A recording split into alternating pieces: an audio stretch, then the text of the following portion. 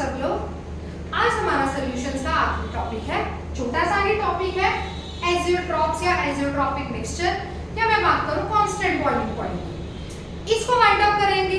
साथ में पिछली क्लास में मैंने वेन हॉफ फैक्टर के बारे में बात की थी। देन हम लोगों ने डिग्री ऑफ डिसोसिएशन, डिसोसिएट और एसोसिएट के बारे में बात की थी। उसके ऊपर हम लोग न्यूमेरिकल करेंगे, ठीक है।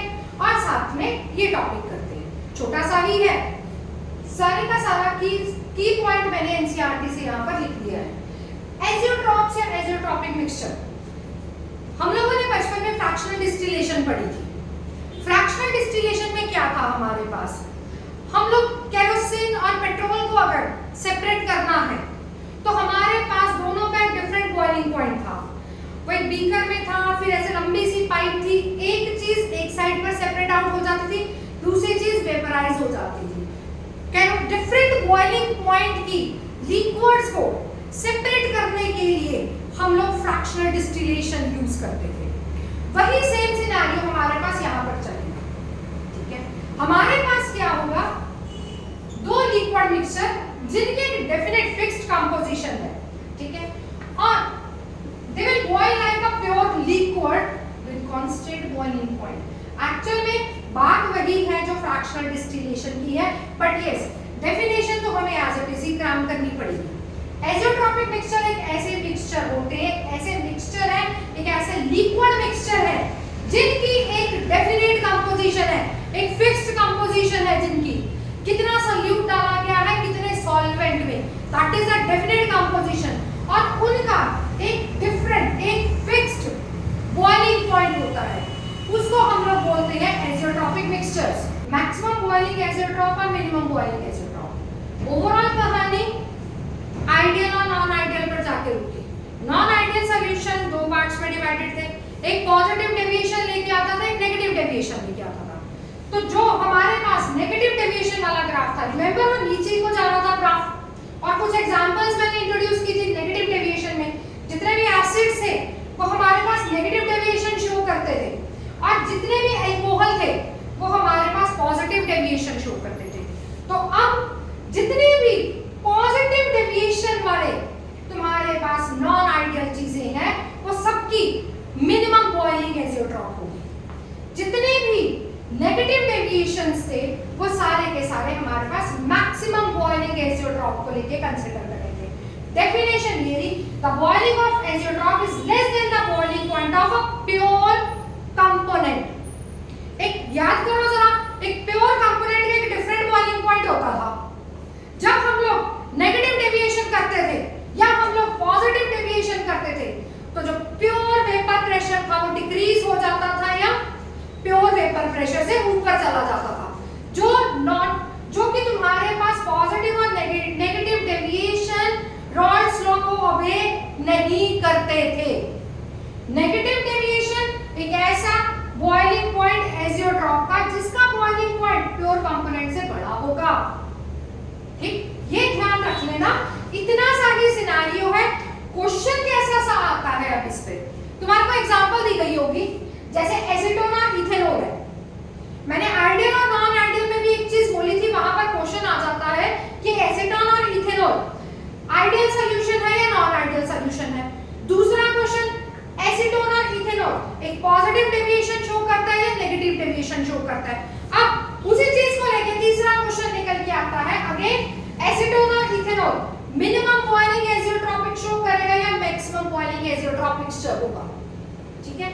दोनों चीजें एग्जांपल्स पर जाएगी।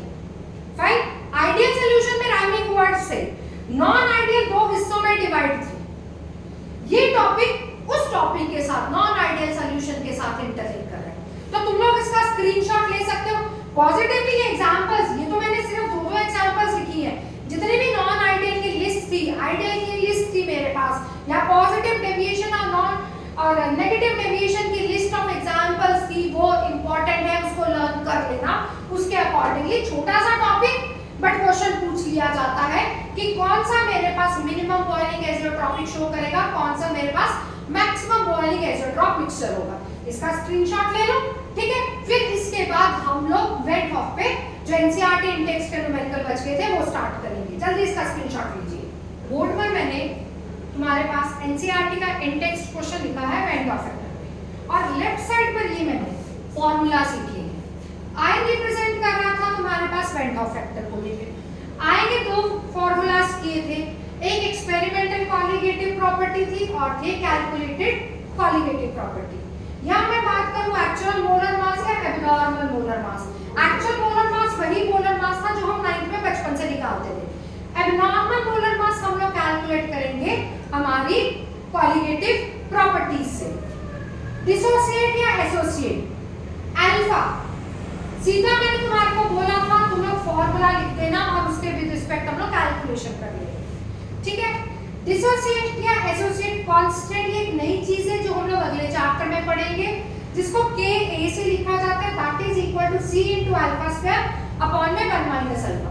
ये सारे के सारे फॉर्मूलाज की मैंने तुम्हारे आगे रखे लिस्ट रखी है, ठीक है। अब चलिए हम लोग करें काम। हमारे पास दिया गया है बेंजोइक एसिड। बेंजोइक एसिड होता है C6H5 COOH, ठीक है। इसका तुम्हारे को गिवन मास है WB 2 ग्राम। इसको डाला गया है बेंजीन में। जो जो दिया गया उसको तुम लोग भी नोट डाउन करिए please. Depression in freezing point दिया गया है del TF 1.62 kelvin, KF constant. अच्छा एक और चीज, KF या KB इनका नाम जरूर लर्न कर लेना, ठीक है। देन तुम्हारे को क्या निकालना है, डाइमर बनाने हैं। अब इस डाइमर का क्या मतलब होता है? डाइमर का मतलब है जो C6H5 COOH है ये एसोसिएट होता है, ये टूटता नहीं है, ये जुड़ता है। अगर ये जुड़ता है तो एक जो था वो दूसरे C6H5 COOH के साथ जुड़ के एक डाइमर फॉर्म करता है। दो अलग अलग थे कंबाइन हो जाएंगे और वो एक डाइमर फॉर्म करें। अगर ये डाइमर फॉर्म कर रहा है मतलब ये एसोसिएट हो रहा है, दो मिलके एक बन रहे हैं, राइट। इतना पॉइंट क्लियर है। अच्छा अब इसमें हम लोग MV निकाल लें। क्या फॉर्मूला था? 1000 इंटू WB अपॉन में डेल TF इंटू WA। सारी वैल्यूज फिक्स्ड है, बिल्कुल ठीक ठीक। वैल्यूज पुट कर दीजिए जरा। 1000, KF is 4.9, WB 2 gram, del TF 1.62 और WA 25। मैंने यहाँ पर इसकी कैलकुलेशन की हुई है, इट विल कम 242 ग्राम्स पर मोल, ठीक है। ये निकला मेरे पास एबनॉर्मल मोलर मास। फाइन। अब मेरे को निकालना था C6H5 COOH का molar mass. 6 into 12, 5 into 1, 1 into 6 that is 12। इसको 2 लिख दें, राइट। कैलकुलेशन करिए जरा।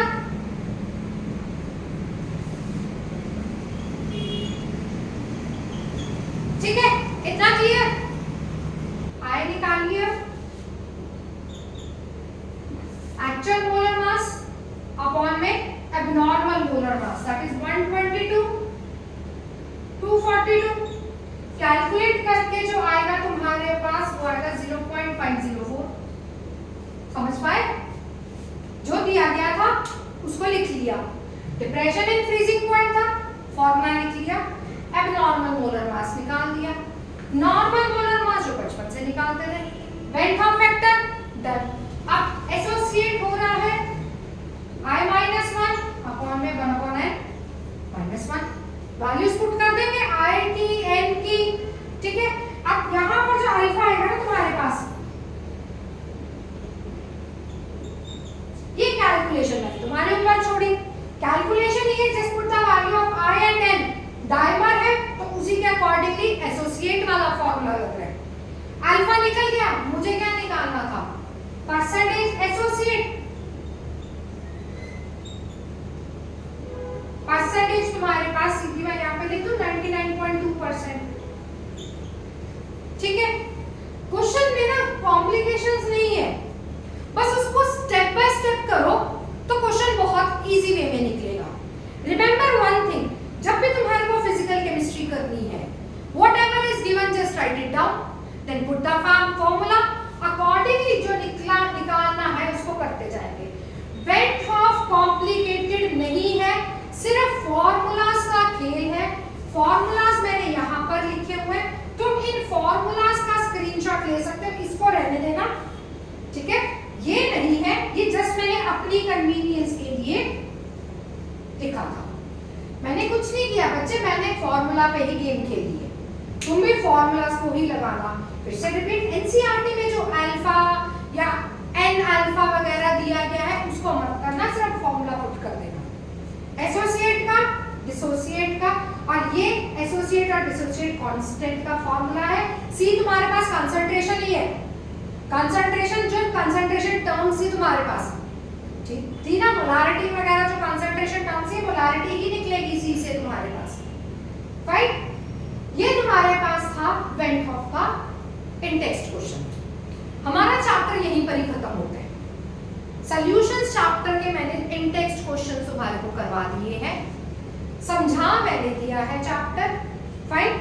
इसके बाद अगर तुम्हारे को नोट्स की रिक्वायरमेंट होगी तो मेरा टेलीग्राम चैनल है, तुम उस पर नोट्स कलेक्ट कर सकते हो, वो मैं तुम्हारे को डिस्क्रिप्शन बॉक्स में भेज दूंगी, टेलीग्राम चैनल, फाइन। तुम उस पे जाओ, अपने नोट्स लो, और ये सारे इंडेक्स क्वेश्चन सॉल्व हो चुके हैं, ठीक है बच्चों। नेक्स्ट चैप्टर हम लोग स्टार्ट करेंगे इलेक्ट्रोकेमिस्ट्री। उससे पहले ये सारी चीजें एक बार सारा का सारा सॉल्यूशन चैप्टर गो थ्रू कर लेना, इजी है, कॉम्प्लिकेटेड नहीं है, स्टेप बाय स्टेप चलेंगे तो बहुत इजी रहेगा। ओवरऑल अगर मैं इस चैप्टर को वाइंड अप करूं तो सबसे पहले हम लोगों ने पढ़ी थी concentration terms, in which we are having molarity, molality, normality, mole fraction. Concentration terms के बाद अगला स्टेप जब हम लोग गए थे तब हम लोगों ने सॉल्युबिलिटी पढ़ी थी गैस इन लिक्विड की, दैट इज हेनरीज लॉ। हमने हेनरीज लॉ पढ़ा, P = KH × X × B, जिसमें तुम्हारे पास मोल फ्रैक्शन यूज हो रहा था सॉल्यूट का। हेनरीज लॉ में तुम लोगों ने एप्लीकेशंस पढ़ी, वो डाइवर्स वाली एप्लीकेशन पढ़ी, कोल्ड ड्रिंक वाली एप्लीकेशन पढ़ी, हेनरी लॉ वाइंड अप किया, उसका न्यूमेरिकल किया, फिर हम लोग आगे शिफ्ट हुए थे रॉल्ड्स लॉ पे। रॉल्ड्स लॉ में वॉलेटाइल और नॉन वॉलेटाइल की कहानी पढ़ी, वेपर प्रेशर इंट्रोड्यूस हुआ। रॉल्ड्स लॉ हमने दो तरीके से पढ़ा, एक पढ़ा वॉलेटाइल सॉल्यूट को लेके, एक पढ़ा नॉन वॉलेटाइल सॉल्यूट को लेके। न्यूमेरिकल्स किए फिर Pt = P0A XA और P0B XB। रॉल्ड्स लॉ में रिस्पांसिबिलिटी उठाई थी सॉल्वेंट ने। रॉल्ड्स लॉ वाइंड अप किया और रॉल्ड्स लॉ का एक ग्राफ पढ़ा, फाइन। उसके बाद नेक्स्ट टॉपिक था आइडियल और नॉन आइडियल के बारे में। आइडियल सॉल्यूशन कौन सा सॉल्यूशन था जो रॉल्ड्स लॉ को फॉलो करता था, नॉन आइडियल सॉल्यूशन क्या था जो रॉल्ड्स लॉ को फॉलो नहीं करता था। फिर नॉन आइडियल दो तरीके में हम लोगों ने डिवाइड कर दिया, एक किया हमने पॉजिटिव डेविएशन, एक किया नेगेटिव डेविएशन। इन सब की एग्जांपल्स ऑलरेडी पढ़ी है मेरे पास, ठीक है। उसके बाद हम लोग आगे चले तो हमने पढ़ी 4 colligative properties, relative lowering of vapour pressure, जिसमें हम लोगों ने मोल फ्रैक्शन पर काम किया। सेकंड हम लोगों ने पढ़ी फ्रीजिंग पॉइंट और बॉइलिंग पॉइंट को लेके, फ्रीजिंग पॉइंट और बॉइलिंग पॉइंट में मोलालिटी का रोल था। देन लास्ट थी हमारे पास ऑस्मोटिक प्रेशर, ऑस्मोटिक प्रेशर में मोलारिटी का रोल था, ठीक है। ओवरऑल कॉलिगेटिव प्रॉपर्टीज किसके ऊपर डिपेंड कर रही थी, नंबर ऑफ सॉल्यूट पार्टिकल्स के ऊपर।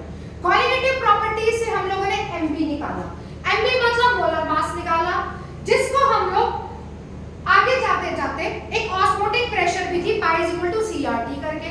आगे जाते जाते हम लोगों ने जब वेट ऑफ फैक्टर पे गए तो हम लोगों ने जो 4 कॉलिगेटिव प्रॉपर्टीज में मोलर मास कैलकुलेट कर रहे थे उसको हमने एब्नॉर्मल मोलर मास कंसीडर कर दिया। I निकाला, डिसोसिएट देखा, एसोसिएट देखा और अल्फा निकाला, degree of dissociation, degree of association निकाली। हमारा चैप्टर यहीं पर ही खत्म होता है।